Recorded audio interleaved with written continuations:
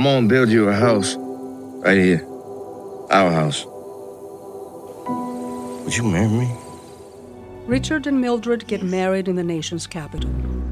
I now pronounce you husband and wife. But their union is illegal under the Racial Integrity Act of Virginia, where they live. In here? Richard! What you doing in bed with that woman? I'm his wife. They are arrested, accused, and found guilty. Richard Perry Loving being a white person and Mildred Jeter being a colored person did unlawfully cohabitate as man and wife. Richard? The couple has to leave Virginia or face prison. In 1958, they moved to Washington, D.C., away from friends and family. 5 years later, in 1963, inspired by the civil rights movement, Mildred writes to U.S. Attorney General Robert F. Kennedy asking for help. She is then contacted by the Washington chapter of the American Civil Liberties Union. I believe this is a court battle that could go all the way to the Supreme Court. Filmmaker Jeff Nichols relied on historical footage and an in-depth documentary about the couple. I can take care of you. I know that. But the film's power lies in the way Nichols portrays a nuanced, deep love between two people whose only desire is to live a life together. In 1967, the Supreme Court ruled in their favor.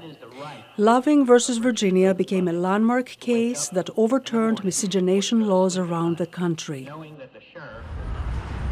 At the recently inaugurated African American Museum in Washington, D.C., Jeff Nichols spoke to VOA about the Oscar buzz his film has generated. So it's flattering and humbling, but what's important here is the story we're trying to tell, Richard and Mildred's story. I didn't know about it in 2012 when I first heard about it, and that's shameful. This is a fundamental part of our American history. You think you'll lose? We may lose the small battles, but win the big war. Actress Ruth Negga pours her heart into the character of Mildred.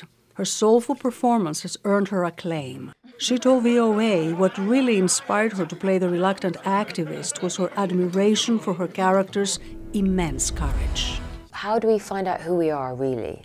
And usually it's when we're in peril or when we are forced to find out who we are. You know, and I think that's when our true colors show, and it's when we discover our grit and our integrity. Asked if a film such as Loving could speak to wide audiences in America's current climate of political polarization, Joel Edgerton, who plays Richard Loving, told VOA. We keep running into the same problems. They'll always be there, and so it's always good to have new stories and sometimes gentle stories that allow us to take a walk, an empathetic walk in someone else's shoes. And I think it's a very special film that will resonate. Is there anything you'd like me to say to them? And by them, I mean the Supreme Court Justices of the United States? Tell the judge I love my wife. Penelope Poulou, VOA News, Washington.